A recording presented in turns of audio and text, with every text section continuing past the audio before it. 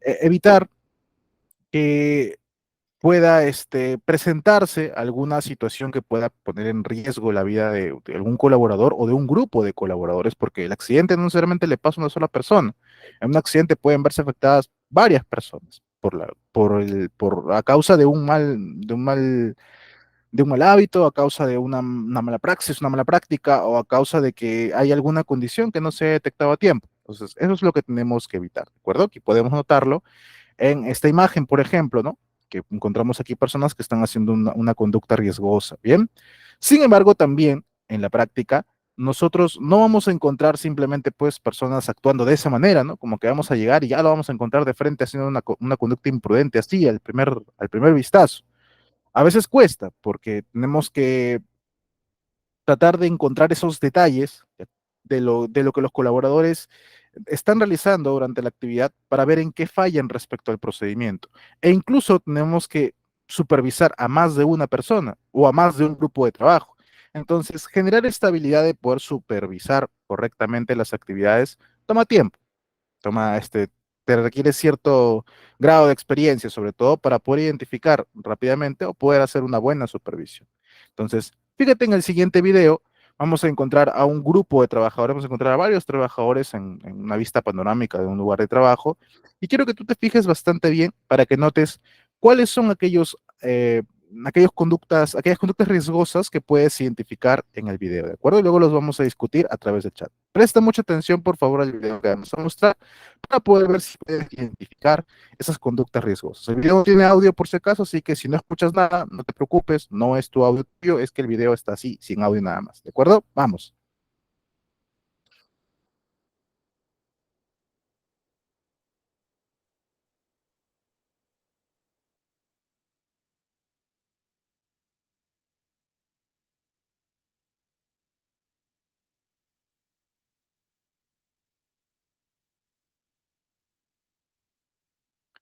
Bien, acabamos de presenciar lo que es un accidente de trabajo.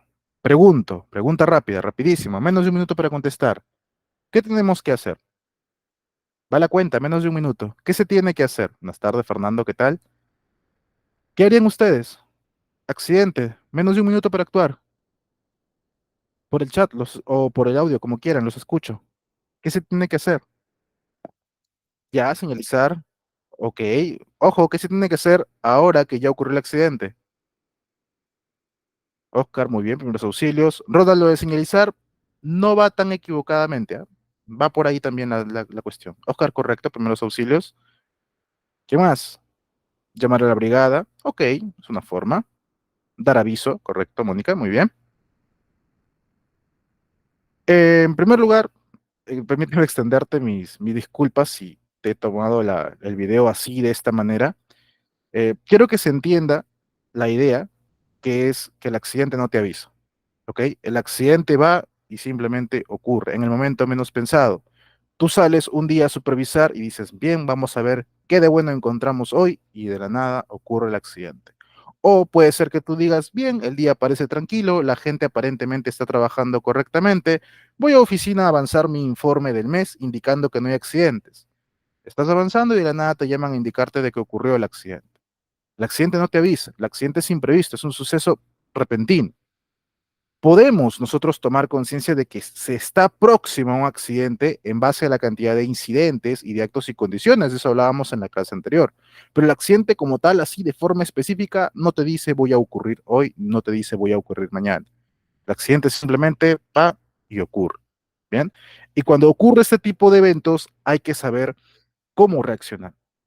Bien, algunos ya me estaban contestando correctamente. Lo que me dicen de primeros auxilios es muy correcto, muy cierto. Entonces vamos a ver rápidamente qué es lo que tendríamos que hacer. ¿De acuerdo? ¿Qué tenemos que hacer ante este tipo de eventos? En primer lugar, la atención inmediata. Dar aviso, como algunos decían, los primeros auxilios. Todo lo que ustedes me estaban comentando, gran parte, forma parte de estos primeros auxilios. Porque los primeros auxilios, y ténganlo muy bien presente, no simplemente o no únicamente es que veo un accidentado y corro a la de Dios a salvarle la vida. No es la finalidad eso de los primeros auxilios. Los primeros auxilios sí, definitivamente buscan salvaguardar la integridad de una persona que ha sufrido un accidente, salvarle la vida, por así decirlo. Pero estos primeros auxilios tienen que hacerse bien. Y no me refiero únicamente a la práctica.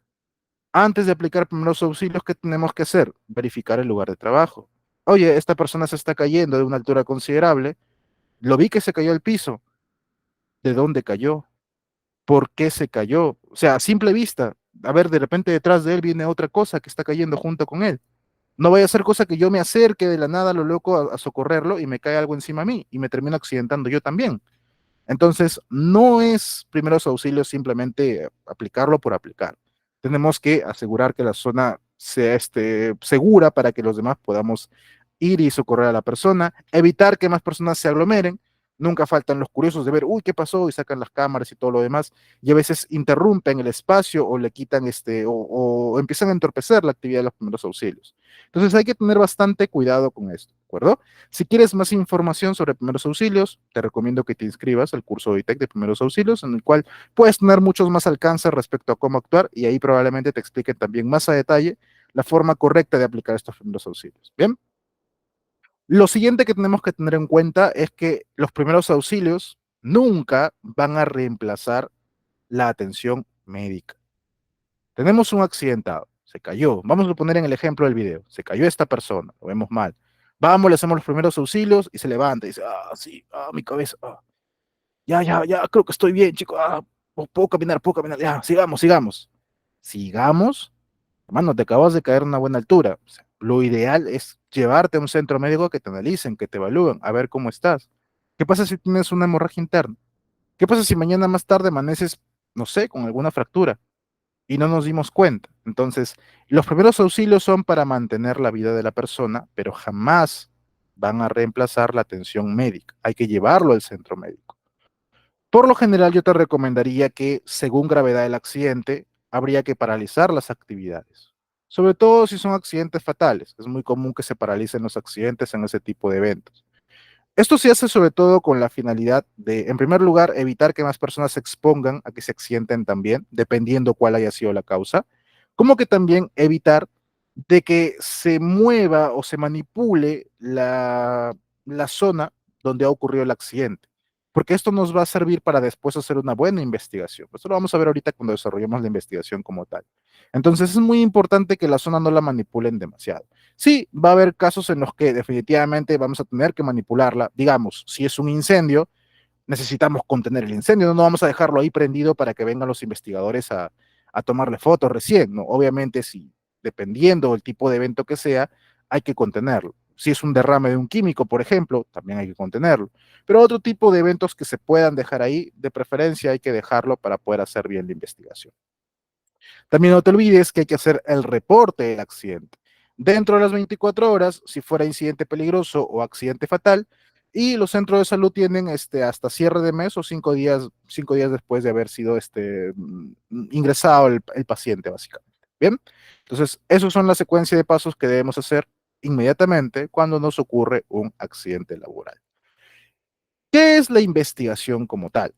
La investigación viene a ser el proceso de identificar los factores, elementos, circunstancias y puntos críticos que concurren para causar los accidentes e incidentes. O sea que en un accidente de trabajo yo no busco culpables, yo no busco quitarle la responsabilidad al gerente, yo no busco sanciones. Cuando yo investigo un accidente de trabajo, lo que yo estoy buscando es causas. No una sola causa, estoy buscando toda una serie de causas. Porque cuando ocurre un accidente, no solamente esa causa de una sola razón. A veces han ocurrido varias razones que han tenido que interconectarse entre sí y esto ha desencadenado el accidente. No solamente ha fallado el trabajador, porque cuando ocurre un accidente lo más común que dicen es se confió, exceso de confianza. No, es que se distrajo de la actividad. No, es que él siempre incumple. Nosotros tenemos procedimiento y nunca hacen caso. Por eso se accidentó. ¿Por eso? ¿O porque el equipo estaba defectuoso? ¿Por eso? ¿O porque tú no estuviste ahí para llamarle la atención correctamente? ¿Por eso? ¿O porque la actividad realmente no estaba planificada de esa manera? ¿Por eso? ¿O porque tu procedimiento realmente no contempla ese tipo de riesgos? Entonces son varias causas, no solamente es una. Por eso decimos que es toda una red de causalidad. Bien, el objetivo de esta investigación es determinar cuál es esa red de causalidad, revelarla, descubrirla, exponerla ante los demás y de esa manera podemos tomar acción para evitar que vuelva a ocurrirte un accidente así o vuelva a ocurrirte un accidente similar. Es decir, evitar que te ocurran más accidentes. Para eso hacemos la investigación. No es para buscar culpables, no es para quitarme responsabilidad, no es solo porque la ley me lo pide, no. La investigación justamente es para evitar que más accidentes ocurran después.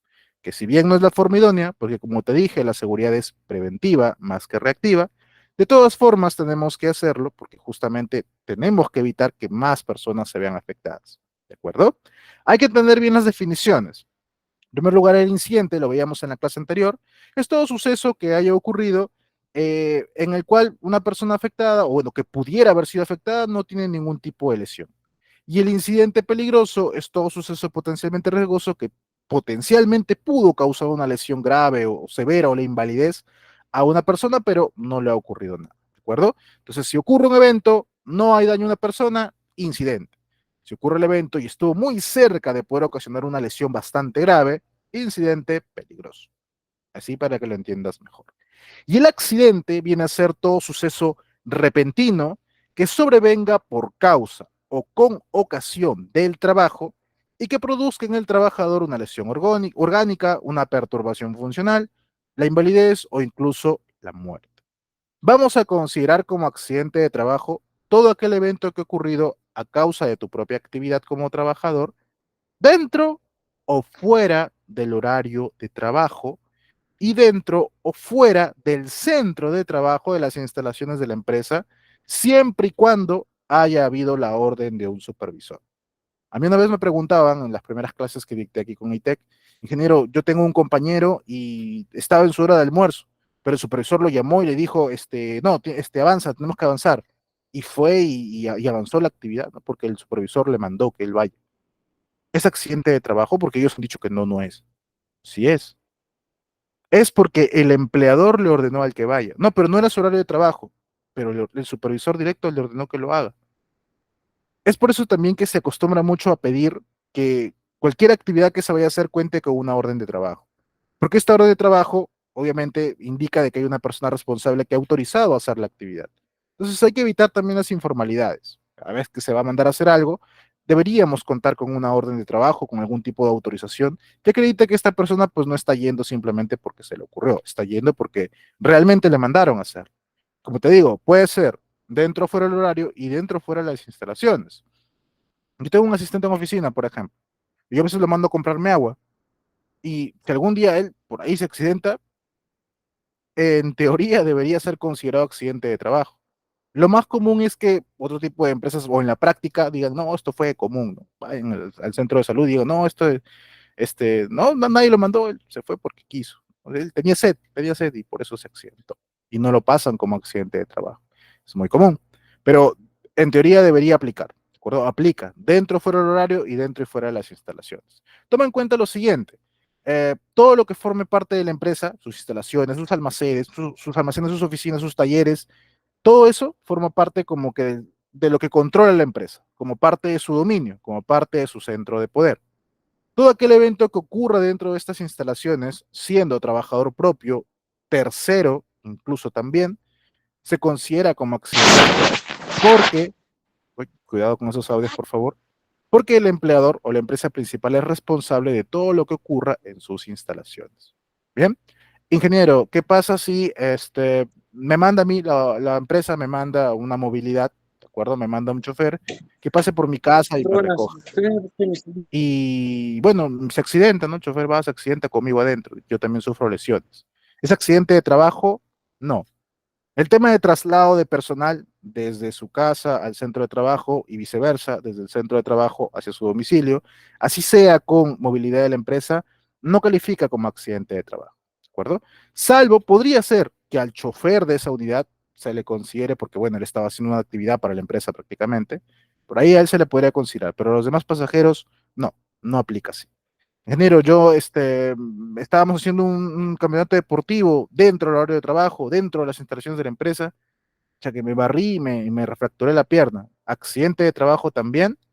Depende. La pregunta sería, ¿fuiste obligado o te ordenaron a que participes en la competencia? Si la respuesta es sí, me dijeron que si no iba me iban a descontar, entonces sí, accidente de trabajo.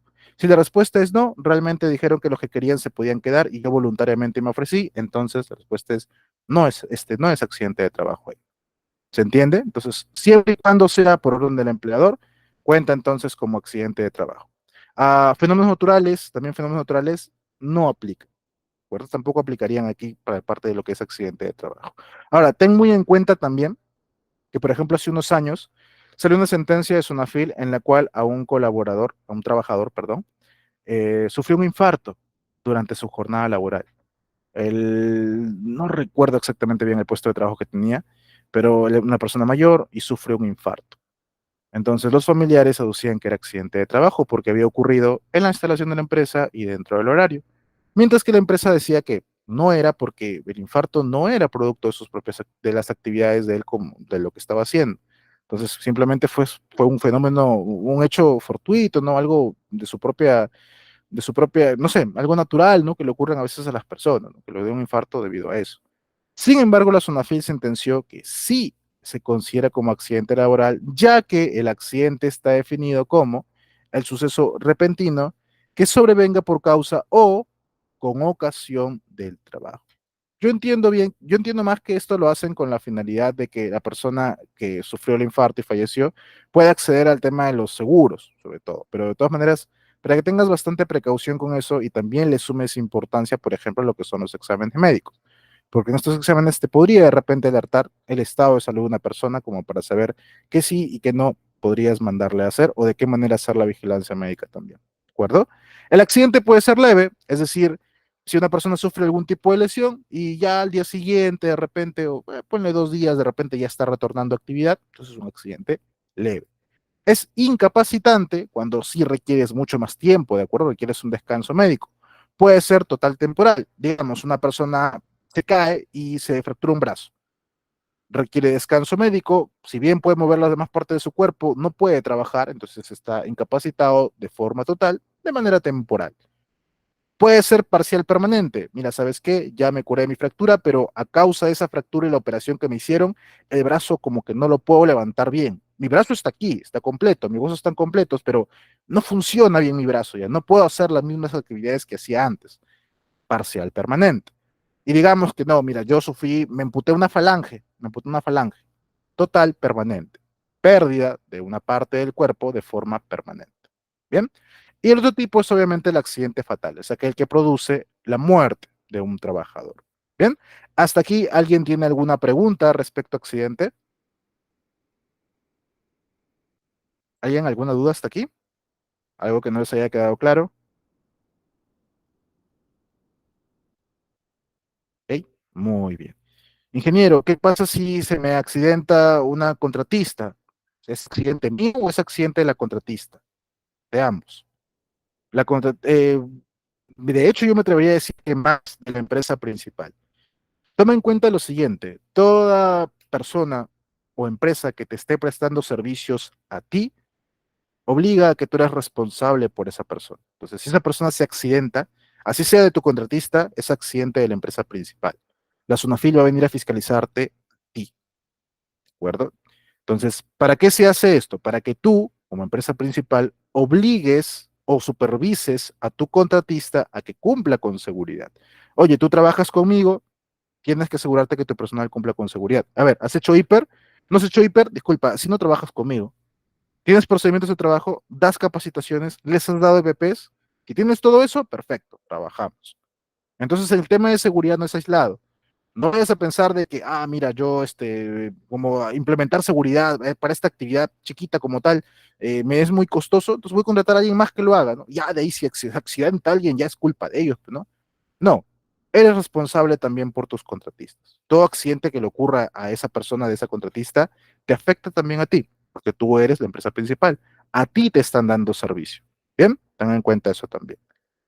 Bueno, entonces si no hubieran más preguntas, continuamos. ¿Por qué debemos investigar los accidentes? Como ya te había mencionado, en primer lugar, para prevenir futuros accidentes. Este es el fin supremo de la investigación. Yo investigo para saber en qué hemos fallado y de esta manera evitar que más adelante nuevamente ocurran más accidentes a mis trabajadores. En segundo lugar, porque permite la mejora del sistema de gestión de seguridad. Recuerdas que era un ciclo de 4 etapas, ¿correcto? Planificar, ejecutar, verificar, hasta llegamos con indicadores y auditoría, y por último, las acciones correctivas y de mejora. La investigación de accidentes entra en esta última etapa, en las acciones de mejora.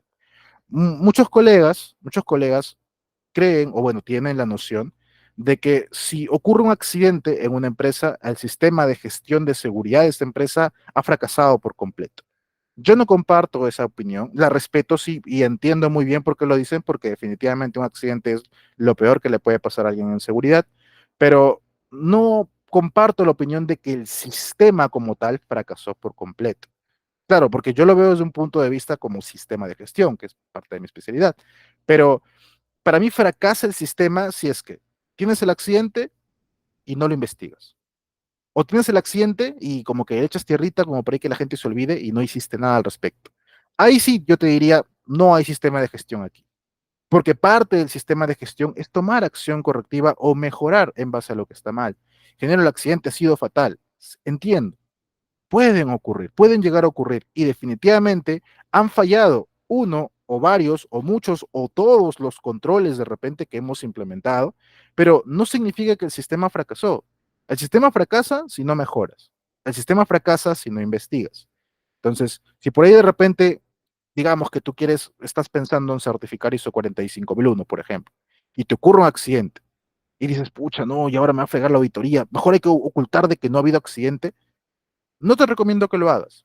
No te metas en conflictos. O sea, a pesar de tener un accidente, incluso si es fatal, puedes certificar ISO 45001. Porque entiende que la seguridad no es la ausencia, o sea, el sistema de gestión de seguridad no es que no van a haber ningún tipo de accidente, porque pueden llegar a ocurrir. El detalle de saber si tu sistema funciona o no es que te ocurre el accidente o el incidente y lo investigas. No lo dejas simplemente ahí. Lo investigas, tomas acciones y esas acciones las cumples dentro de un plazo determinado. Si haces eso, tu sistema sigue operativo, tu sistema sigue funcionando, tus controles siguen mejorando. Bien, tenlo presente. Por un tema de cumplimiento legal, también hay que investigar el accidente. La norma me pide que yo investigue todos mis accidentes de trabajo, sean fatales, leves o graves, e incluso mis incidentes peligrosos, también debería investigarlos. Permite una reducción de costos, ya que al momento de investigar el accidente y evitar que más accidentes me ocurran más adelante, estoy ayudando a reducir el tema de costo por accidente. Mejora el compromiso de tus demás colaboradores. ¿Por qué? Cuando ocurre un accidente es un evento, podríamos decir, traumático para el resto de los compañeros. O sea, mira, estamos viendo que se accidentó un amigo, un colega, quizás un familiar, de repente es mi cuñado, de repente tenía una relación con esta persona de otro tipo, ¿no? Como mejores amigos, obviamente. Entonces, que le ocurra algo a esta persona con la que vienen trabajando tiempo, tiene cierta repercusión en los colaboradores. Por ahí ya están chismeando, de repente indicando, oye, ¿tú qué viste? ¿Qué fue lo que pasó? ¿Y cómo crees que ellos toman el tema de que ocurre el accidente, ven que se lo llevan, van al día siguiente a trabajar normal y el supervisor le dice, bueno, ya, a trabajar, a trabajar? Y por ahí alguno de repente pregunta, ¿qué pasó con el compañero? No, por si acaso, aquí no ha pasado nada, acá su compañero no vino porque está resfriado. Por si acaso, aquí no ha pasado nada, si acá alguien les pregunta, ya saben, aquí todos calladitos. ¿Cómo crees que se van a sentir? ¿O qué crees que es lo que van a pensar? Sí, acá no les importamos, solo les importa la plata, como siempre, el rico esclavizando a los demás, ojalá que el compañero esté bien, sí, por eso odio esta empresa, no sé cuánto. Porque generas esa idea de que todo trabajador es prácticamente reemplazable. ¿Qué diferencia hay cuando ocurre el accidente? Los reúnes a todos y dicen, señores, para comentarles que el día de ayer tuvimos el accidente de tal compañero, lo han trasladado al centro de salud, está en observación, aparentemente se está recuperando, o de repente no, de repente podemos decir, todavía no sabemos cómo va a estar, les pedimos a todos que brinden una oración por él, porque bueno, esperemos que se recupere, ¿no?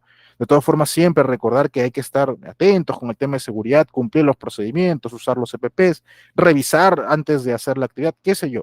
Pero das las recomendaciones, los involucras también. Das a entender de que a la empresa le preocupa a esa persona y aparte le preocupan también los demás. Alguno no le tomará importancia, alguno todavía se quejará y dirá, sí, se accidentó porque como siempre acá nos explotan, qué sé yo. Pero hay otros a los que sí le van a tomar importancia, van a pensar, bueno, pues tengo que preocuparme un poco más, no me vaya a pasar a mí también. Así sea para pensar en sí mismos, pero de todas maneras se van a involucrar, van a formar parte de, y no simplemente los vamos a excluir, ni les vamos a dar una mala imagen de la organización. Bien, también nos ayuda a aprender sobre nuestros errores. No es la forma idónea, hay mejores maneras de hacerlo, pero cuando ocurre un accidente es una oportunidad también de aprendizaje, de poder mejorar en lo que hemos fallado. Y también, claro, mejora la imagen de la empresa. Yo no voy a decir nombres, pero hace algunos meses tuve conocimiento de una organización en la cual ocurrió un accidente fatal. Bueno, se accidentaron dos personas. Una falleció y el otro sufrió lesiones bastante graves. No voy a dar detalles, no voy a dar nombres, eh, pero esperé, ¿no? Por como éramos prácticamente el mismo sector, prácticamente trabajando por ahí, ¿no? ¿De acuerdo?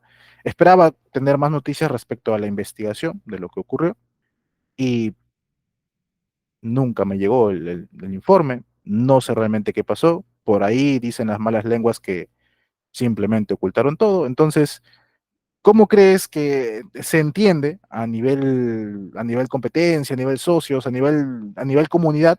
¿Cómo crees que van a percibir a esta empresa? Que ocurre el accidente de una persona y lo primero que hacen es decir, no, nunca ocurrió. No, es que esta persona fue por otras cosas, ¿no? No, no fue por nuestra culpa. Como que cambia mucho la percepción que tienes. Entonces, también ayuda a investigar accidentes, ayuda también a mejorar la imagen de la empresa. El reporte del accidente, bueno, esto ya lo sabías, es dentro de las 24 horas, los accidentes de trabajo mortales y los incidentes peligrosos a través del portal de la SUNAFIL, ya te expliqué en la clase anterior cómo ingresar, y los centros médicos, accidentes leves, incapacitantes y enfermedades ocupacionales. Ingeniero, ¿qué pasaría si yo ingreso a un trabajador con una lesión severa, pero lo ingreso al fin y al cabo, y esta persona está, ¿no?, en recuperación 1, 2, 3 días, y al cuarto, quinto día fallece, ingeniero? Me toca reportarlo a mí también. Se entiende que ya lo ha reportado la entidad de salud correspondiente, ¿no? O sea, la entidad de salud ya lo reportó. Entonces, si de repente te hace sentir más tranquilo, podrías coordinar con el centro de salud para consultarles si es que ya ellos internamente lo van a cambiar de lesión grave a accidente fatal, sino en todo caso tú lo puedes reportar, ¿no? Lo reportas como que recién ha fallecido, obviamente. Entonces, no te compliques mucho con eso. Bien, lo que sí recuerda que el tema de reporte de accidente es distinto a registro de accidente. Te mostré un formato diferente en la clase anterior, no te olvides, es diferente, ¿ok? Las tablas se encuentran en el anexo del Decreto Supremo 06-2022-TR, que ya te lo he compartido también. Y bueno, hablando ahora sí acerca de la investigación. Para poder iniciar nuestra investigación, lo primero que tenemos que hacer es conformar una comisión investigadora. Esta comisión la vamos a formar en coordinación el empleador con el comité de seguridad, ¿de acuerdo? Vamos a designar a un grupo de responsables, a un equipo, el cual va a ir a hacer la investigación. Este equipo debe contar con representantes del comité. Yo te sugiero que tanto el empleador como de los trabajadores, uno a uno si gustas, ¿no? Que se apartan, uno a uno o dos, dos, como tú quieras, que manden una delegación, representantes del comité. Tiene que haber también alguien representante del área de operaciones, el jefe de área, el jefe de la unidad, qué sé yo. Alguien de ellos debería ir también y alguien del área de seguridad. Este representante de operaciones por lo general viene a ser un representante del empleador también, ¿no? Y el área de seguridad como tal para poder hacer la investigación. Si gustas, si lo consideras apropiado, también puede contar con el apoyo de algún tipo de especialista. Por ejemplo, tuviste un accidente, se me ocurre, la explosión de algún tipo de químico, traes a la investigación a algún especialista en este tipo de químicos. El accidente ocurre con una maquinaria o con algún equipo. Traes a la investigación a algún, no sé, proveedor de maquinaria o alguien que conozca este tipo de equipos. La idea es que esta comisión sirva como equipo para poder evaluar eh, las causas del accidente como tal. ¿De acuerdo? Esta comisión entonces, una vez formada, firma un acta sencilla en la cual dice, ¿no? Estamos conformando la comisión investigadora, fecha tal, para investigar lo ocurrido en tal fecha, no sé cuánto, ya listo. Esta comisión se tiene que ir al lugar de los hechos. No tiene la misma eficacia que simplemente lo vean por videollamada. No es igual de efectivo. Mucho menos va a ser efectivo que se queden sentados a esperar que recién les manden las evidencias. No funciona así. La comisión tiene que ir al lugar de los hechos. registrar evidencias, tomar fotos, videos, qué sé yo, ver qué es lo que ha ocurrido ahí, inspeccionar los ambientes, entrevistar a los testigos, a los involucrados, ¿de acuerdo? Y como si fuera básicamente, pues, de esas series policíacas que van los detectives, investigan y todo eso, forma muy similar. La única diferencia es que esta comisión investigadora no va, pues, a castigar a nadie, simplemente va a ir a averiguar por qué ocurrieron los hechos. Solamente eso. Te recomiendo bastante que esta comisión investigadora, cuando vayan a hacer la investigación, elaboren una línea de tiempo, ¿de acuerdo? Simplemente grafiquen una línea de tiempo, una raya, pueden poner una raya, y van ubicando temporalmente toda la secuencia de eventos hasta la ocurrencia del accidente, o si quieren hasta que lo llevaron al centro médico, para poder entender bien, entender mejor cómo es que ocurre el accidente. Luego te voy a explicar por qué, ¿de acuerdo? Entonces, van, investigan, recopilan evidencias, grafican su línea de tiempo en base a todas estas evidencias. Ahora, las evidencias respecto a la recopilación, ten en cuenta lo siguiente. Toma gran cantidad de fotografías, tanto fotografías panorámicas de todo el lugar, toda la zona, todo el frontis, como de detalle. Ah, mira, acá ocurrió el evento acá en esta zona. Ah, listo, le tomo foto de lejos. Le tomo foto de lejos, le tomo foto de este otro ángulo, le tomo foto de espaldas, le tomo selfie también si gustas. Y de detalle, mira, acá en este punto ahí se cayó. Momento, foto aquí, foto acá, listo. Acá, mira, esa de ahí que eso estaba ahí antes, ah, foto, todo, tómale foto absolutamente todo, toma gran cantidad de fotos. Luego evaluaremos si es que realmente nos sirven o no, pero fotos tienes que tomar gran cantidad. Si hubiera de repente videos también de la zona, de repente algún testigo, algún curioso estaba grabando lo que había ocurrido, lo que estaban trabajando y quizás captó el momento del accidente de repente, entonces eso también te sirve, ¿no? Si, pues, si alguien te puede pasar ese material, mucho mejor. De repente tienes cámaras de seguridad, como vimos en nuestro ejemplo al principio, había una cámara de seguridad que estaba registrando todo, ocurrió, ok, perfecto, listo. No siempre vas a tener esto, ¿de acuerdo? O sea, no siempre se tiene. Por eso es que hay que recopilar la gran cantidad de evidencias para poder evaluar cómo es que ha ocurrido. O sea, hazte de cuenta que no tienes ningún tipo de video, no lo viste, solamente tienes el testimonio de personas y el rastro de las cosas que ocurrieron después, ¿no? Cómo está la situación, cómo está el ambiente, cómo está el equipamiento, las lesiones del colaborador. En base a eso vas a tener que hacerte una idea de cómo ocurrieron los hechos. Otra cosa, dibuja un plano de ubicación. O sea, haz un dibujo, un croquis, como un pequeño boceto, en el cual dibujes, así sea con palitos, aquí estaba la persona, aquí se movió, y luego acá con una flecha indicas qué fue lo que se cayó, aquí qué sé yo, graficas, dibujas. No tiene que ser un dibujo profesional, es básicamente para orientarte, para entender cómo ocurren los hechos. Como te digo, no siempre vas a tener un video, entonces, de preferencia, apóyate con esos elementos gráficos, la línea de tiempo y el plano de ubicación, el croquis, el diagrama, como tú lo quieras llamar. Evalúa las huellas, los rastros, las pisadas, que se cuenten. De repente, digamos, una móvil se descarriló, ha tenido que dejar un rastro por el suelo, ¿ok? Fíjate de dónde a dónde fue el rastro, a ver cómo fue el rastro, a ver, mira acá, acá indica que la llanta por aquí giró a la izquierda, ¿no? Por eso el rastro está así. Mira, acá hay una mancha de aceite, ¿no? Parece que estaba botando aceite. Acá, mira, acá parece que alguien más ha estado acá, porque mira, acá están las huellas de sus pisadas. ¿Ok? ¿Te das cuenta? Entonces, de esa manera también tienes que registrar todo eso. La posición de los equipos, en qué estado se encontraban, en qué posición se encontraban. De repente la móvil se cayó y tenía, no sé, aparentemente estaba en un cambio de velocidad demasiado alto. O de repente no estaba bien colocado el espejo retrovisor, qué sé yo. Entonces, alguna de esas cosas te puede servir también a entender cómo es que ocurre el accidente. Lleva una cinta métrica y toma distancias, toma mediciones. De acá a acá se cayó el trabajador, mira, de acá, de esta altura se cayó, a ver, para medirlo acá salió expulsado después de que chocó esta móvil. Ah, listo, vamos a medir cuánto de distancia había. Eso también toma bastante. El estado de los EPPs para ver si realmente el trabajador estuvo o no protegido por su EPP. A ver, esta persona se cayó, ¿cómo está su casco? Sigue ahí sujeto a la cabeza, se rompió el casco. A ver, acá a la persona le cayó algo encima de la bota, a ver cómo está la bota. Todos esos puntos también. Y por último, y la parte más trabajosa, los registros, documentos, formatos, procedimientos, matriz hiper, evidencias de que la persona ha sido capacitada, registro de inducción, examen médico, charla de 5 minutos, permiso de trabajo, etcétera, etcétera, etcétera. ATS, todo.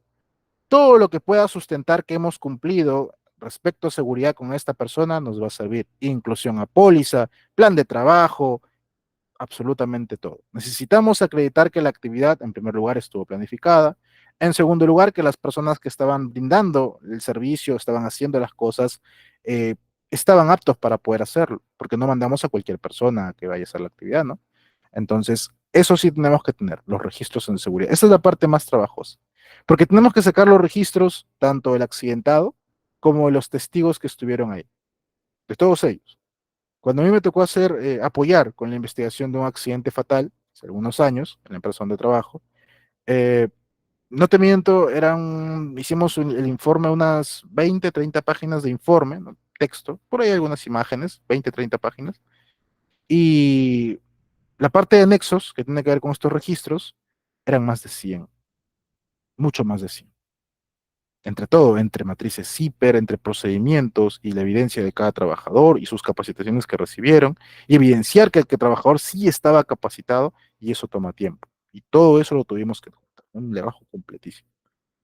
Entonces, es muy importante. Por eso siempre te digo que tengas a la mano tus registros obligatorios, los que te hemos explicado en la clase anterior, pero que sobre todo que todo lo tengas bien ordenado. Tenlo bien ordenado, por mes, sepáralo por mes y tenlo identificado así para que luego puedas acceder a esos registros. Siempre tenlos a la mano y tenlos bien identificados, bien ordenados. No simplemente los dejes por ahí sueltos por dejar nada más. Tienes que tenerlo ahí. ¿De acuerdo? Bien, eso respecto a las evidencias. También tienes que considerar la entrevista a los involucrados. En primer lugar, tú tienes que buscar la declaración, la entrevista, el testimonio del accidentado. Él es nuestro primer testigo, él es nuestro primer involucrado, por así decirlo, es la persona que sufrió el accidente. Ingeniero, pero sufrió un accidente grave y ahorita está inconsciente, ¿no? No sabemos cuándo va a despertar, ¿ok? Entiendo, en ese caso, pues no se podría. Ingeniero, falleció la persona, tampoco lo puedo entrevistar, ¿de acuerdo? En situaciones en las cuales no se puede acceder al testimonio de esta persona, se entiende que pues, no hay manera, ¿de acuerdo? Entonces, fíjate en los demás testigos, en los demás compañeros, en los que estuvieron ahí con él, en el jefe de repente de él, para poder a través de ellos saber cómo ocurrieron los hechos. Las recomendaciones que yo te voy a dar es que en primer lugar, las cosas que le vas a preguntar ya estén preparadas con anticipación. Previamente ya hay que ir preparando qué cosa le voy a preguntar.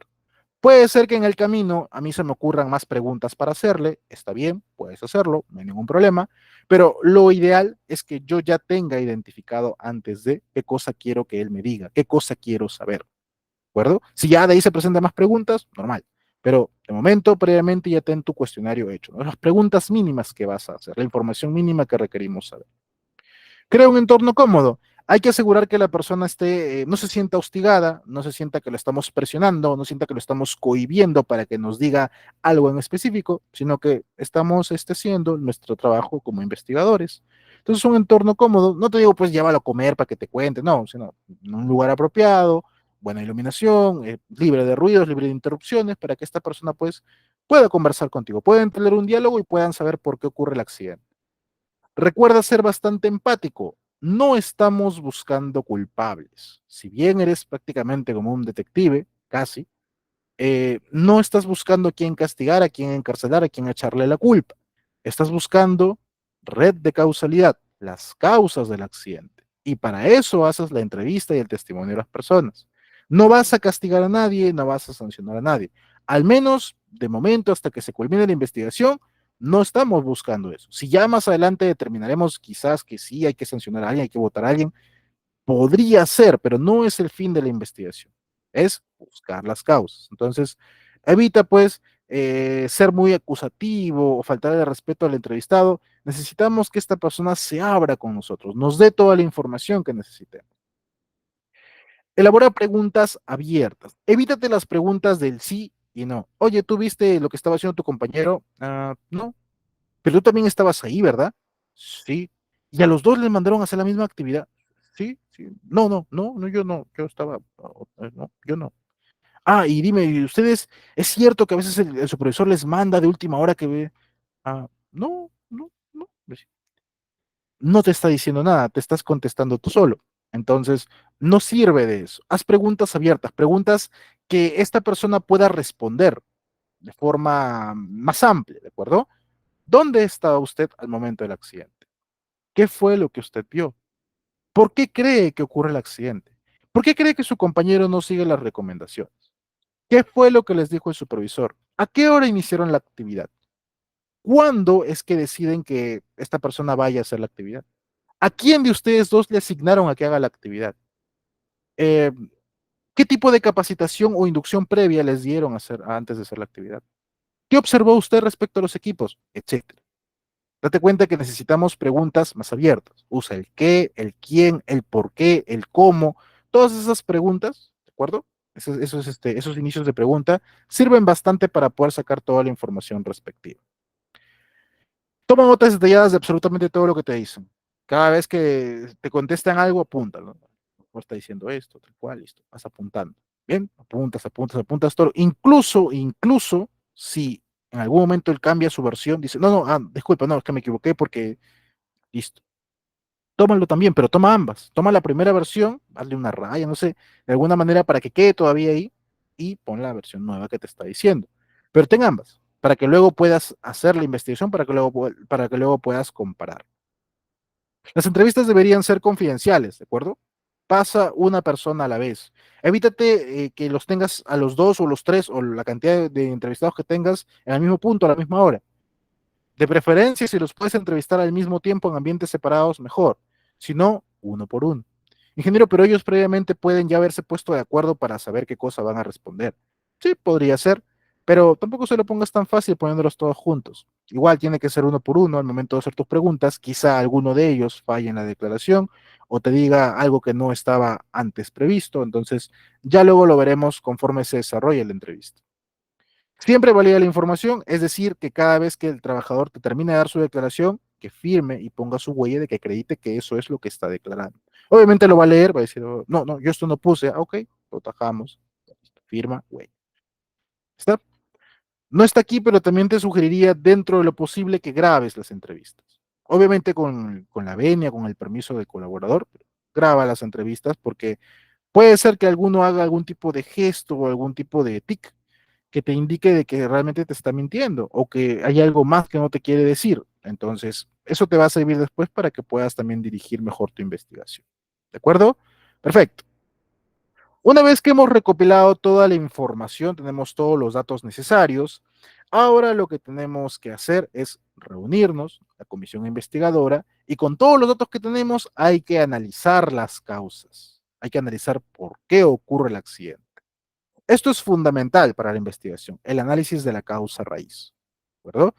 Cuando llegas a una fila a pedirte tu informe de investigación, de cajón, te va a preguntar cómo ocurren los hechos, y más que preguntarte a ver a quién entrevistaste, a ver cómo lo hiciste, no sé cuánto, así, ok, investigación, muéstrame el análisis de causa raíz. Ta. Te van a pedir cómo es que llegaste a esto, cómo sabes que esto fue la causa. Entonces, eso lo hacemos con el análisis de causa raíz. La metodología que vas a usar, la que tú quieras. De la Sunafil no te va a exigir alguna en particular, ¿no? Algunos, por ejemplo, que simplemente usan el método de los 5 por qué, que consiste pues en hacerte preguntas de por qué, hasta llegar a la causa raíz.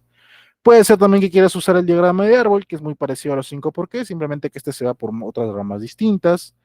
Uno de los más conocidos, uno de los más famosos, si no de repente el más usado quizás actualmente, el diagrama de Ishikawa, que también te sirve para determinar cómo ocurren los accidentes.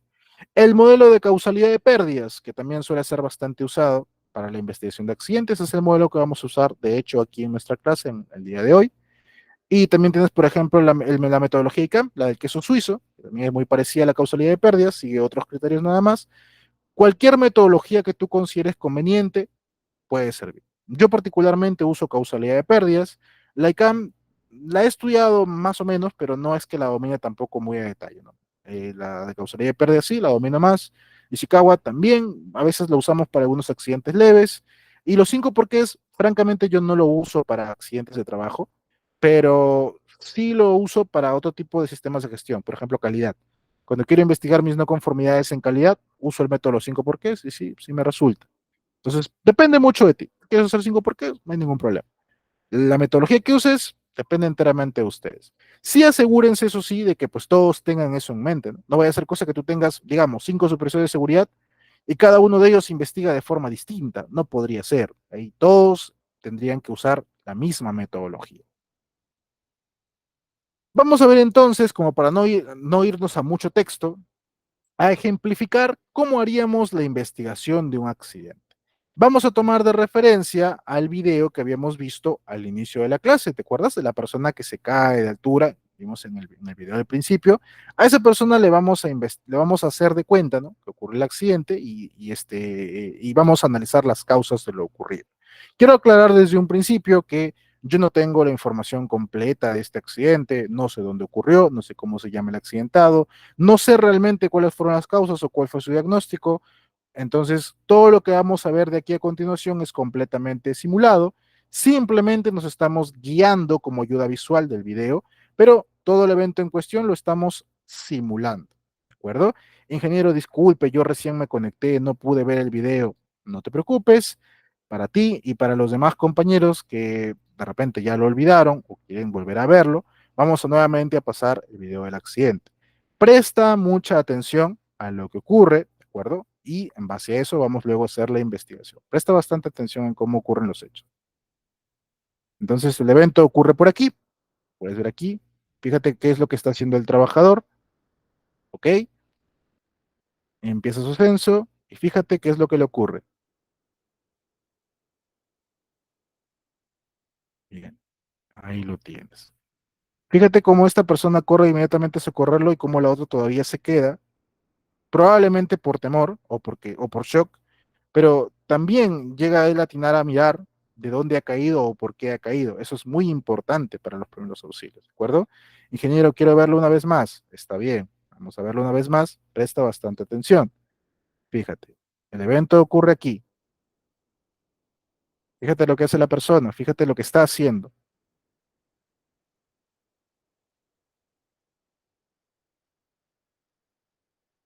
¿Te fijaste cómo cae primero aquí y luego cae hacia abajo? Importante también a tomar en cuenta para la investigación, ¿de acuerdo? Entonces, muy bien. A simple vista, tú me podrías decir, ingeniero, este es accidentado porque no ha usado un arnés, por eso es accidentado. Sí, puedes tener razón, pero vamos a ver, vamos a ir más allá de lo evidente. Pues, ¿no? Claro, evidentemente sí, no hay arneses, ya lo podemos ver todos, pero hay que ir todavía mucho más allá, ¿de acuerdo? Bien, entonces, vamos a ponerlo en contexto. Digamos que alrededor de las 9:30 de la mañana, durante la ejecución de actividades de mantenimiento en infraestructura metálica de la empresa Ejemplo S.A., el trabajador Juan accidentado se lleva ascendiendo al tercer nivel cuando intempestivamente cae desde la escalera hacia el segundo nivel y luego al piso, ocasionando como consecuencia contusión severa en la cabeza, rotura de clavícula izquierda, lesiones varias en el cuerpo. Insisto, esto es de forma simulada, estamos simulando el evento. Bien, entonces fíjate cómo aquí ya hemos redactado la ocurrencia de los hechos. Esto también va en tu informe. En tu informe detallas qué fue lo que ocurrió. Esto puede ser como resumen, si quieres puedes detallarlo mucho más, depende de ti, pero esta es una manera como lo estamos viendo primero.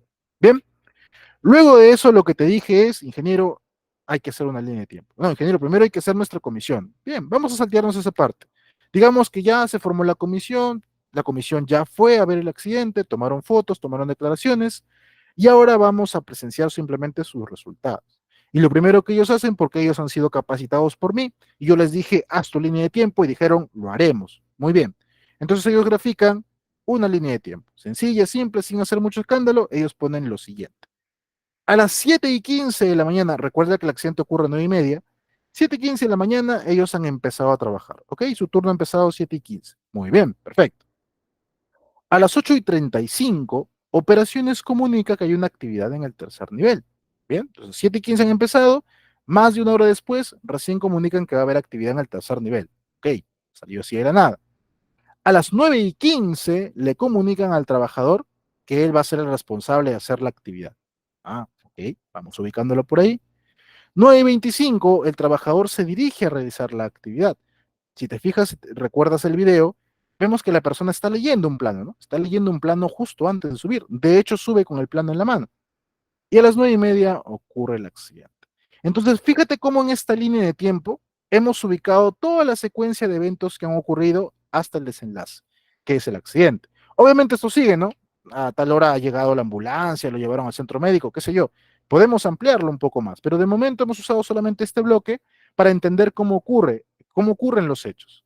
Entonces, de aquí yo ya simplemente puedo ver de que la actividad no ha sido bien planificada, la persona recién se le comunica a última hora. Ingeniero, pero a veces ocurre sí que sale a última hora las cosas. ¿De acuerdo? Y recuerdas que teníamos que hacer si nos sale una actividad no rutinaria de la cual de repente no tenemos controles en el hiper, un ATS, ¿correcto? No ponemos aquí. Vamos a dar por entendido de que no había ATS. Entonces, fíjate cómo por una mala planificación también llega a ocurrir el accidente. Bien, entonces tenemos nuestra línea de tiempo. Ya nos orientamos cómo es que llega a ocurrir los hechos. Quiero más información. ¿Qué hacemos? Un croquis, ¿te acuerdas? Hay que dibujar cómo es que ocurre. Claro que en el dibujo pues tú lo puedes hacer a mano alzada, como te dije, pero cuando lo vas a presentar como resultados, le puedes dar también su toquecito de diseño. Por ejemplo, ¿te acuerdas que te decía toma fotos panorámicas y de detalle? Perfecto, pon tu foto panorámica. Vamos a suponer que esta es la foto panorámica, ¿bien? Pones tu foto panorámica y ubicas al trabajador. Digamos, el trabajador estuvo aquí, ¿ok? Aquí está el trabajador ascendiendo al tercer nivel. Luego de eso, ¿qué ocurre? Se cae, ¿correcto? ¿Se cae a dónde? Al segundo nivel. A medio ascenso, se cae hasta este nivel. Y luego de caer aquí, vuelve a rodar hasta caerse al primer nivel. Esa es la secuencia de eventos.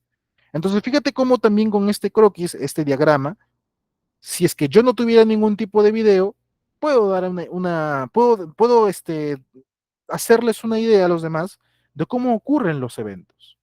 Para eso entonces hacemos línea de tiempo y hacemos el croquis de ubicación. Y claro, le puedes poner las medidas que te dije que le tomaras cuando hablábamos de la recopilación de evidencias. ¿Entiendes? Entonces vamos a suponer que se cayó primero 1 metro y luego 2 metros más desde el segundo hasta el primer nivel. ¿Se entiende entonces cómo hacemos toda esta parte? Perfecto. Ahora entonces pasamos a analizar las causas y vamos a usar, como te dije, el modelo de causalidad de pérdidas. Este modelo básicamente consiste en identificar la pérdida que ha sido ocasionada por el accidente y determinar cuáles fueron las causas inmediatas, los actos y condiciones subestándares, y las causas básicas, que son factores personales y factores de trabajo, para poder llegar a las faltas de control. El objetivo del modelo de causalidad de pérdidas es llegar a este punto, a este nivel, a la falta de control. Esta falta de control, te he puesto 3 ejemplos, pero pueden ser otros también. Puede ser un programa de trabajo inadecuado, un procedimiento de trabajo inadecuado, controles inadecuados para la mitigación de riesgos, roles y responsabilidades inadecuadas, capacitación inadecuada, qué sé yo, etcétera, etcétera, etcétera. Todo aquello que tenga que ver con algún control en específico, algún programa de gestión, alguna función en específico del sistema de gestión, forma parte de la falta de control y lo que me va a determinar las causas del accidente. No te olvides, primero determinamos la pérdida, que en este caso son las lesiones del trabajador, la fractura, las contusiones, el traumatismo interno que sufrió, muy bien. Luego determinamos el accidente incidente, lo que ha ocurrido para que él se lesione, que es caída a distinto nivel, muy bien. Y ahora tenemos que identificar las causas inmediatas. Estas son las causas inmediatas y luego las causas básicas y luego las faltas de control. Lo ideal sería que nosotros identifiquemos en causas inmediatas actos y condiciones subestándares y los factores personales y de trabajo de las causas básicas estén íntimamente relacionados. Aquí lo voy a hacer un poquito diferente porque quiero que entiendas a mayor detalle cómo identificar factores personales y de trabajo. Por eso por ahí me voy a salir un poquito del esquema, porque entiendo que actos y condiciones los comprendes muy bien, ¿no? ¿Qué son los actos subestándares? Son omisiones de la persona respecto a un procedimiento. O sea que una persona comete un acto riesgoso contraponiéndose a lo que le indique un procedimiento de trabajo. Eso es un acto subestándar. Si yo tengo un procedimiento que dice trabajador debe hacer labores en altura a más de 1,80 m, a más de 1,80 m de altura usando un arnés y yo no lo uso, estoy haciendo un acto subestándar. Pero de repente no me dieron. Lo veremos después, pero de momento es un acto subestándar. Si a mí me ponen un procedimiento o una señalización prohibido el paso, carga suspendida, y yo paso por ahí, es un acto subestándar. Estoy omitiendo el cumplimiento de un procedimiento. Puede ser también que no encuentres actos subestándares, sino actos inseguros. Género, ¿no es lo mismo acto subestándar o acto inseguro? No. El acto subestándar es cuando haces una omisión, haces un comportamiento riesgoso, tomando en cuenta tu procedimiento de referencia. El acto inseguro es que tú haces una acción temeraria, irresponsable, pero no hay un procedimiento que realmente te diga cómo hacerlo. Entonces es un acto inseguro, pero no subestándar, porque no hay ningún estándar con el cual comparar. De preferencia, ubícate ambos, porque de esta manera también podemos saber si hemos fallado o no respecto a la elaboración de procedimientos. acuerdo? Ah, aquí veo que me preguntan. Aquí veía que me preguntaban bastante y no lo he visto. Perdón, me preguntaba, si el supervisor manda a realizar un trabajo fuera del área de la empresa, fuera del horario es considerado accidente de trabajo. Sí, sí, Fernando. Como les comentaba, fuera del horario, fuera de la empresa, si es por orden del empleador, sí se considera o debería considerarse como accidente de trabajo.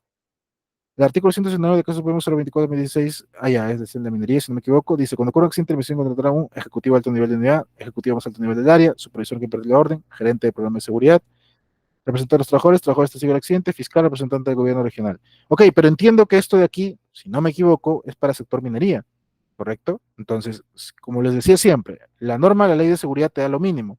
Si hay una normativa sectorial que te exige algo más, entonces tienes que contar con todo lo que te manden los demás.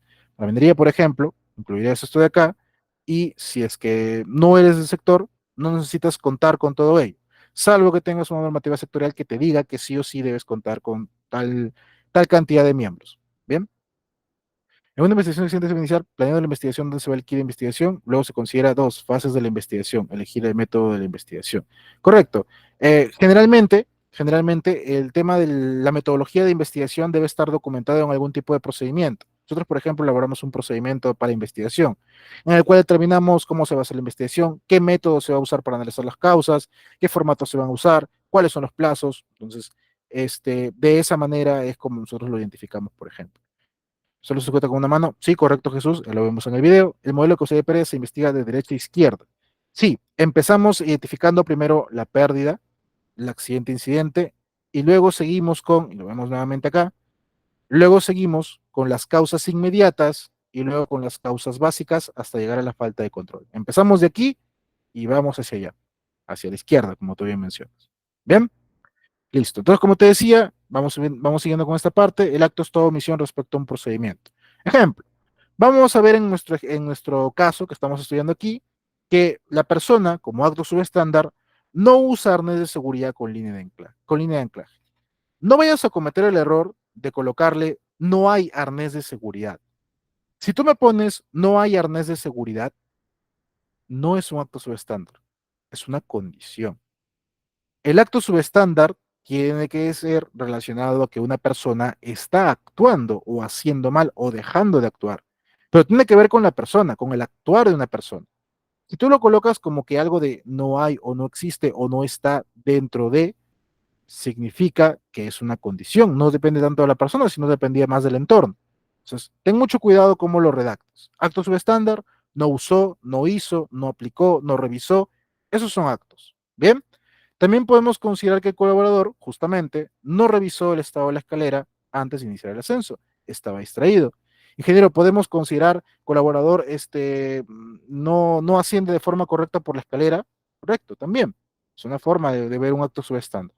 Entonces, así de esa manera, otros más que tú también puedas identificar según el video, determinamos todos los actos subestándares correspondientes a esto. Bien, y las condiciones vienen a ser situaciones o entornos de riesgo o riesgosos que se desvían de lo indicado en algún estado.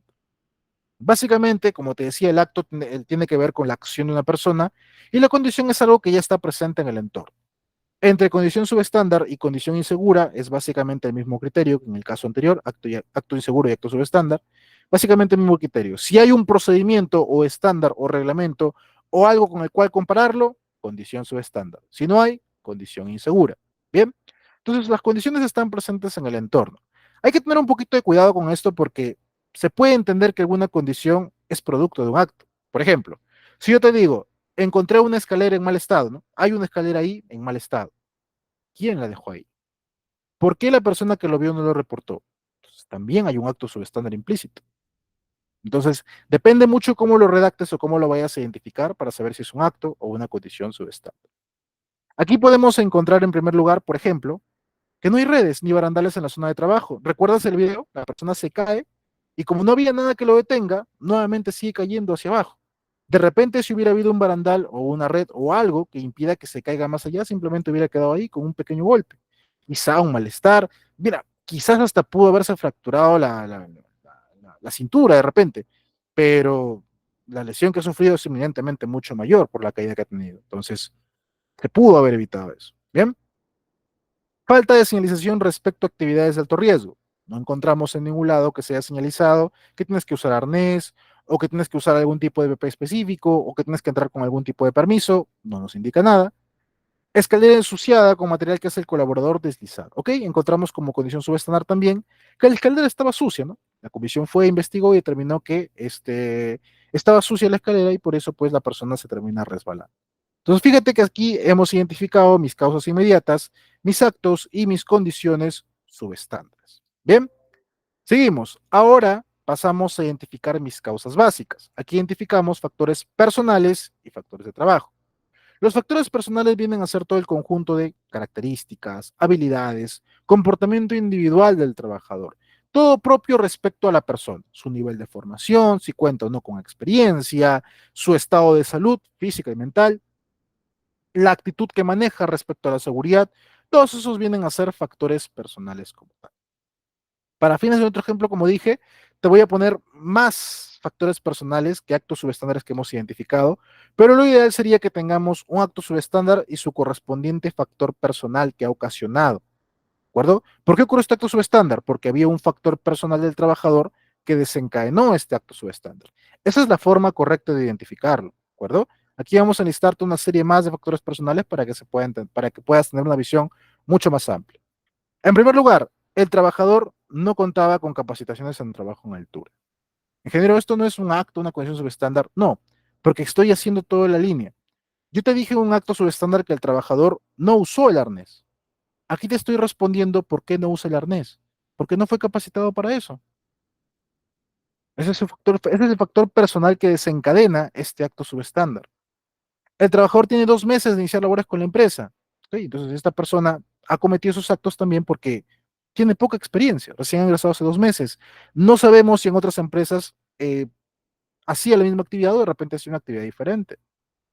No tiene ningún llamado de detención por incumplimiento de seguridad. Ok, esto de repente ya no va en el informe, pero esto me sirve a mí para entender de que esta persona no es que me incumpla con seguridad, al menos cuando se le ha inspeccionado, las veces que le ha pasado inspección, estaba mostrando cumplimiento. Entonces, no es un tema de actitud la falla, ¿de acuerdo? Entonces, esto factor personal no es por tema de actitud. El trabajador hace una semana solicitó a la empresa un adelanto de 2 meses de salario por temas personales. Ingeniero, ¿esto qué Michi tiene que ver con la seguridad o con la investigación del accidente? Probablemente poco, pero sí lo considero importante ponerlo aquí porque recuerde que el tema de la salud de un trabajador no solamente implica parte física, no solamente implica parte de su funcionamiento, sus sistemas como tal, sino también implica la parte psicológica, la parte mental. Entonces, si yo tengo un trabajador que está pasando por problemas personales, puedo entender que ese trabajador también no está apto para hacer la actividad. Está distraído, está deprimido, no me rinde al 100%. Velo desde esta otra perspectiva. Si tú tienes un trabajador que te llega ebrio a trabajar, lo mandas a hacer una actividad de alto riesgo, yo creo que ni siquiera lo dejas pasar de la entrada, ¿correcto? Lo regresas. Y algunos incluso hasta lo sancionan y lo despiden, ¿cierto? De la misma manera es con este tipo de situaciones. Una persona que está pasando por alguna situación difícil o está pasando por algún tipo de problema, no te rinde de forma igual. Ingeniero, pero nosotros no somos adivinos para poder estarlo viendo. Es cierto, no somos adivinos, no somos de repente especialistas en tratar ese tipo de casos, lo sé, pero podemos identificar alguna actitud en particular y derivarlo al área correspondiente y sobre todo evitar que este tipo de personas que tienen ya un problema se vean expuestos a una actividad. A mí me pasó hace unos años que me llaman de una de las sedes, uno de los encargados de seguridad me llama y me dice, Carlos, ¿qué tal? Mira, pásame por favor el número del médico, ¿no? El asistente social, ¿no? Para, quiero coordinar algo con esta persona, ¿no? Eh, ¿Por qué? Le digo, ingeniero, ¿qué ha pasado? No me diga que ha habido accidente. No, me dice, no ha habido accidente, sino que, mira, ha llegado un patita y nos estaba acabando esta reunión inicial, pues, ¿no? Antes de salir a trabajar y lo veíamos medio raro, el pata estaba medio cabezón, medio distraído. Y estábamos por salir y de la nada se ha puesto a llorar. Se ha puesto a llorar, ¿no? Entonces, por ahí, ¿no? Le hemos conversado con él a ver qué es lo que le pasaba, ¿no? Pues se acercó un compañero también, ya, entonces nosotros le hemos tratado de hacer hablar y bueno, nos ha dicho que, bueno, tiene problemas en su casa, parece que con su esposa o familiares, no recuerdo bien exactamente cuál era la situación, pero me contaron a grosso modo que estaba teniendo problemas. Le dije, ingeniero, la persona espero que no haya salido a trabajar, ¿no? Me dice, no, claro que no, esta persona ya se fueron todos los demás, él está aquí, ¿no? Lo tenemos todavía aquí con nosotros, ¿no? hemos dado agua ahí para que se calme un poco, ¿no? Como conversando también, pero queremos ver de qué otra forma ayudarlo, porque entiende que esto tampoco pues, no es mi función, ¿no? Y dice, yo no veo esto exactamente, yo no sé cómo actuar.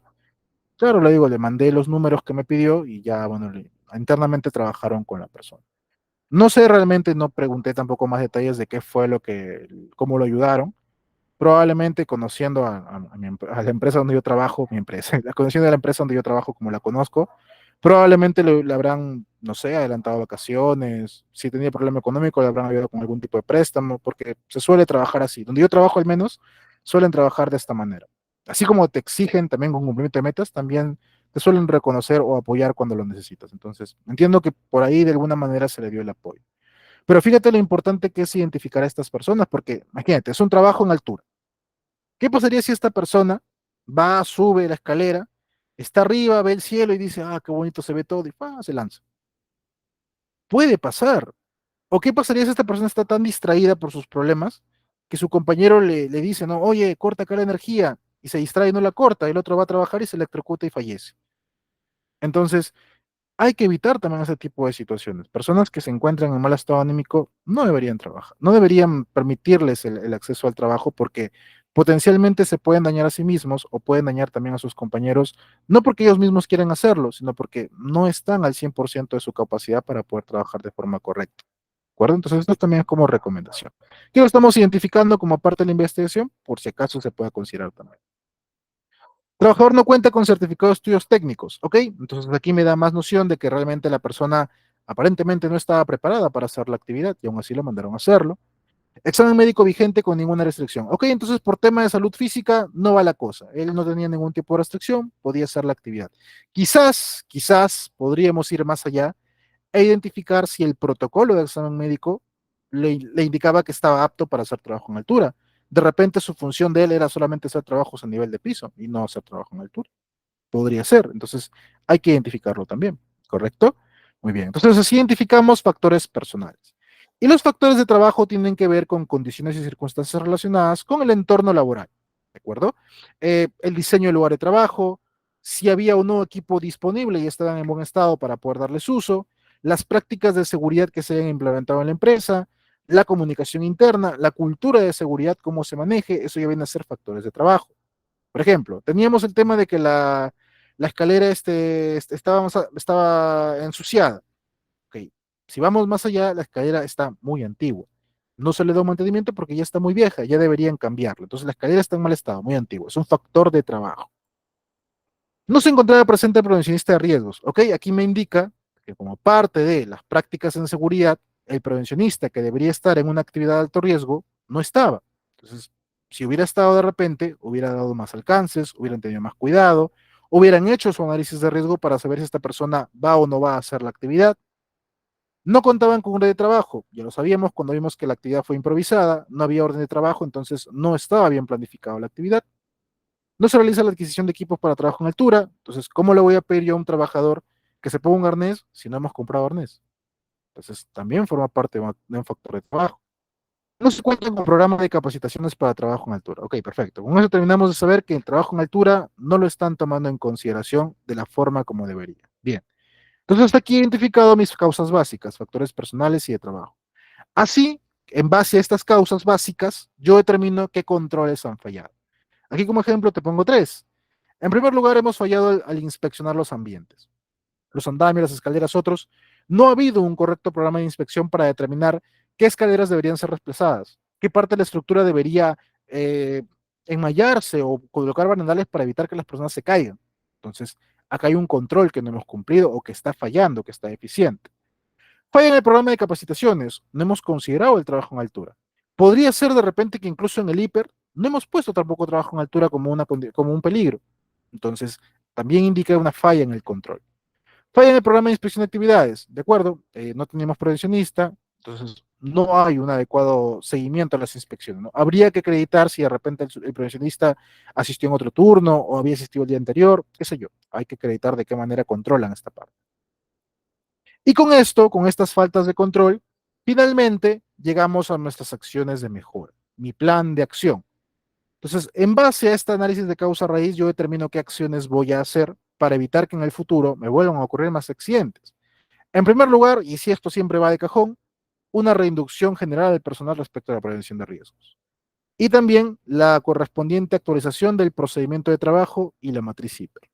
Ahí habrá que revisar nuevamente si estamos considerando el trabajo en altura, si lo hemos puesto como un riesgo crítico, qué controles tenemos para eso, habrá que colocarle el tema del arnés, el tema de la capacitación, etcétera. Habrá que colocarle.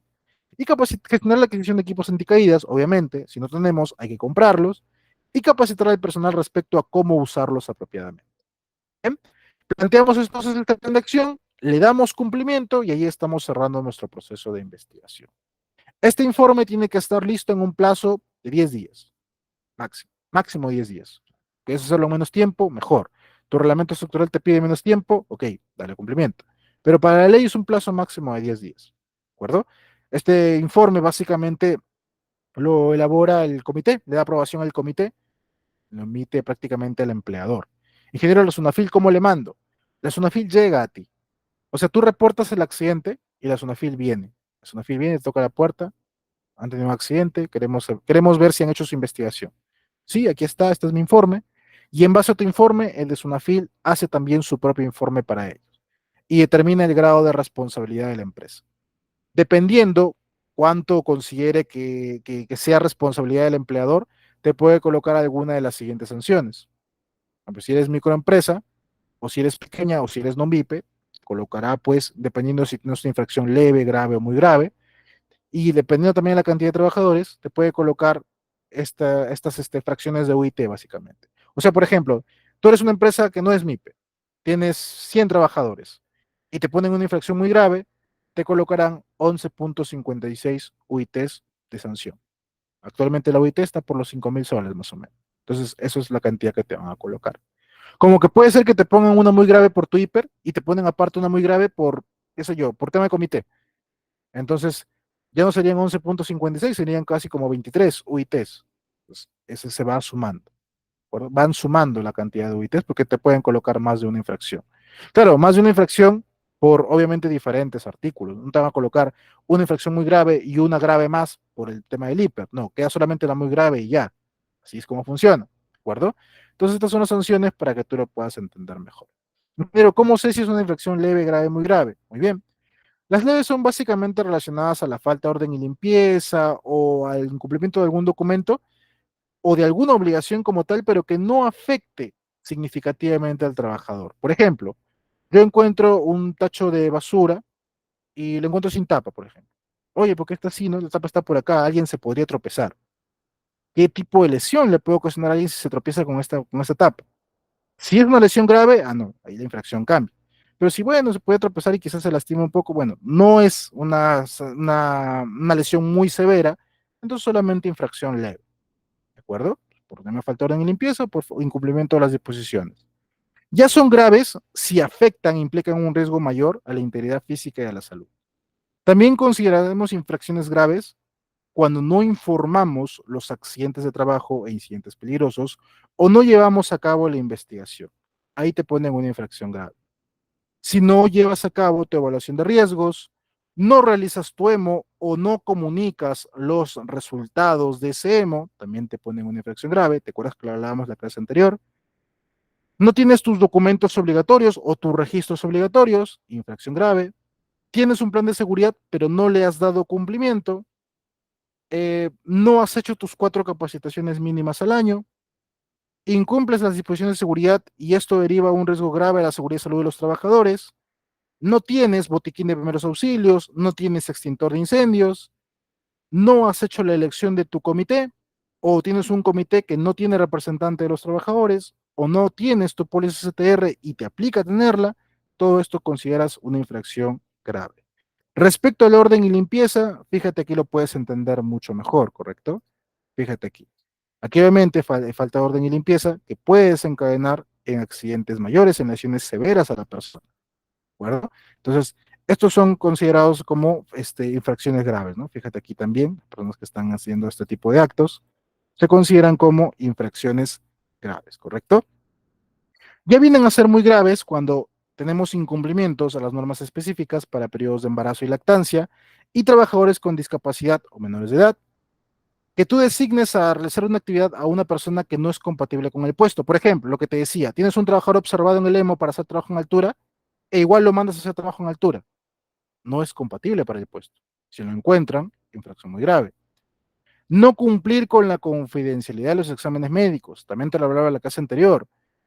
Te dan el resultado, te dieron el legajo completo y tú vas y lo difundes a quien sea, infracción muy grave. Que supere los límites permitidos de exposición a un agente contaminante, no tener tu sistema de gestión de seguridad, no tener un reglamento interno si te aplica, incumplimientos de las disposiciones de seguridad que ocasionan un accidente. Ponte que ellos te identifiquen falta de orden y limpieza y por eso ocurrió un accidente. Entonces ahí de frente te ponen una infracción muy grave. ¿Se entiende? O sea, ocurre un accidente, ya de plano van buscando en qué fallaste para poder identificar tu infracción muy grave. Si es que la empresa ha fallado, que por lo general casi siempre determinan que sí falló la empresa. Entonces, esas te consideran también como infracciones muy graves. Y ya pues por último, las que no deberías cometer bajo ninguna circunstancia, pero también están ahí, que obstruyas la labor inspectora. Llega el inspector, te toca la puerta, ¿qué tal? Somos una fil, venimos a inspeccionar la empresa. No, acá, ¿empresa? Es casa esto. No, acá no hay empresa. Había antes, pero ya no, ya se fueron ya. No sé dónde están. No me vas a dejar entrar. Ah, ya, listo. Sanción de frente. No, bueno, ya, pasen. ¿Qué necesitan? A ver, por favor, páseme su hiper. No, es que no le puedo dar porque es privado de la empresa. No me han dado autorización para darle. Yo no sé dónde está. No me vas a dar, ¿no? No proporciona información, ¿ok? Fracción muy grave. Mira, ese señor creo que es del comité, ¿no? Llámelo, por favor, porque queremos hacer la inspección con él. No, él tiene que trabajar. No, sigue trabajando tú. No, él no puede participar. Ah, no va a participar. Ah, ya, pues muy grave. Bueno, este local va a quedar cerrado, ¿no? Vamos a cerrar. Y lo abren al día siguiente. Ah, ya. No vas a cumplir mis sanciones. Ah, ya, muy grave. O ya, pues lo último, ya lo más absurdo que se puede hacer, ¿no? ¿No? Que tú no sabes con quién te metes. Yo conozco a tu jefe, no sabes quién es mi familia. Ok, bueno, quita eso, si no te voy a gomear, eso también es infracción muy grave. Entonces, ese tipo de situaciones hay que evitarlas porque te pueden caer algún tipo de sanción. Bien, entonces con eso yo estoy cerrando prácticamente ya la clase de hoy, el curso también en general, no sin antes recordarte pues que tengas bastante cuidado con el cumplimiento de las medidas de seguridad. Recuerda que no solamente es por sanción administrativa, no solamente es por tema de prevención, también hay responsabilidad penal en caso de accidentes, ¿de acuerdo? El último decreto de urgencia 044-2019, de diciembre de ese año, modificó el artículo 168A del Código Penal y ahora, actualmente, si un empleador infringe la ley de seguridad teniendo la obligación, puede ir a prisión hasta entre 1 hasta 4 años de prisión.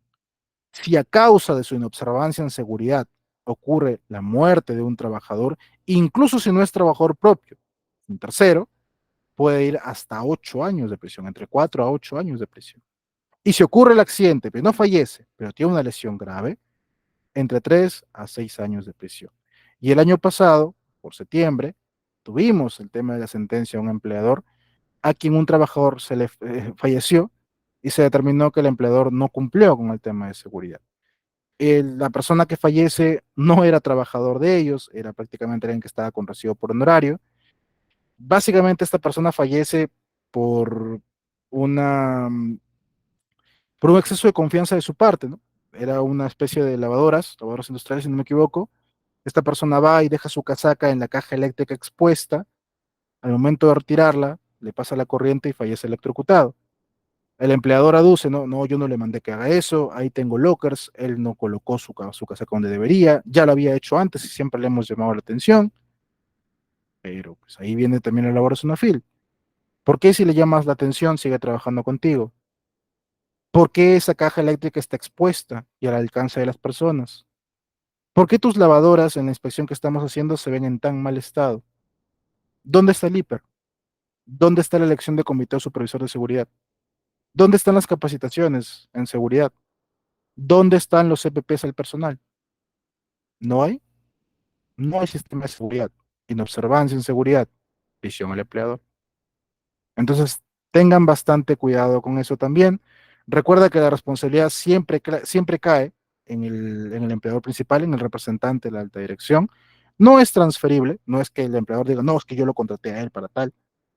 No funciona realmente así como tal, Pero de todas maneras, ustedes siempre acreditan el cumplimiento de su función, ya les he dicho, a través de informes, a través de correos, a través de tomas fotográficas, gran cantidad de fotos. Siempre acrediten que ustedes están trabajando, que lo estén implementando, que lo cumplan. ¿De acuerdo? Ya si más adelante ellos no proporcionan los medios, ya eso quedará directamente en ellos, pero ustedes siempre den cumplimiento y siempre promuevan los comportamientos seguros. Hace poco yo he culminado un curso de seguridad basada en el comportamiento, en el cual también he sacado mucha nueva información que de repente más adelante también pudiéramos compartir en un nuevo curso que con Unitec, saben, completamente gratuito. Voy a terminar de darle forma bien, me gustaría poder terminar de aplicarlo bien en la empresa donde estoy para poder traértelo mucho más con ejemplos, ¿no? Más ejemplificado, más sólido, para que lo puedas entender mejor, pero es muy importante en el tema del SBC, por ejemplo, entender de que es necesario acostumbrar al trabajador a cumplir con seguridad. Y para ello tenemos que ir cumpliendo desde lo básico, desde el cumplimiento de la ley. Tenemos que tener todo ya implementado, controles, prevención de riesgos, capacitaciones, todo ya implementado para que el SBC solamente venga a reforzar los comportamientos seguros. Entonces, eso que de repente lo podemos ver más adelante. Permíteme extenderte nuevamente mis más sinceros agradecimientos por haber participado del curso, por haberte quedado hasta aquí, por haber hecho tus preguntas en las clases, ¿de acuerdo? Todo eso nos sirve bastante a todos para poder entender mucho más.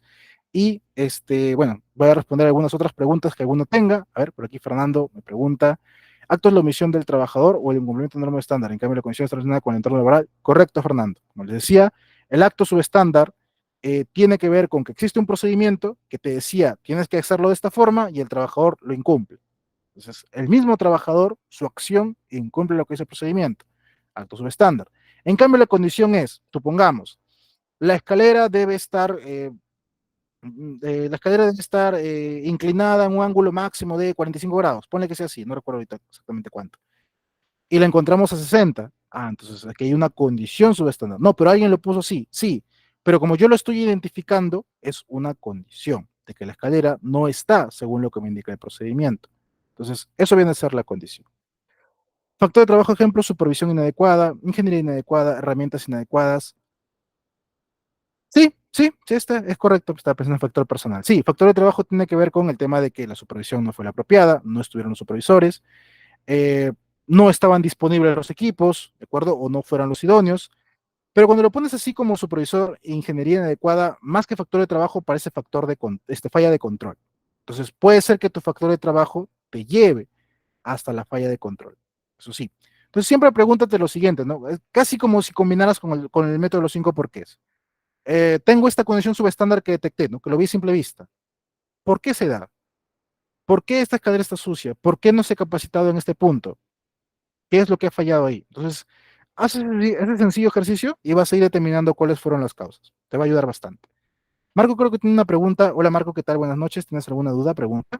¿Alguien más? ¿Alguna duda? Pregunta. Marco, ¿qué tal? Buenas. ¿Me escuchas?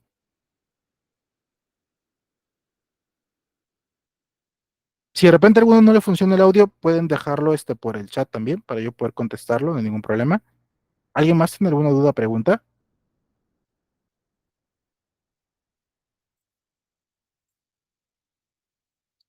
Ok.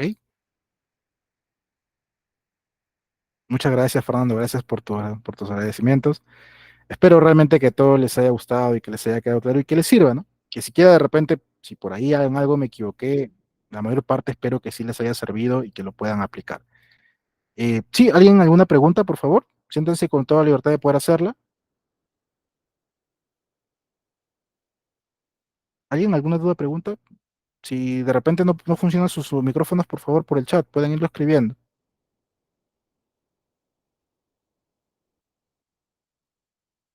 Ok, Jesús, gracias.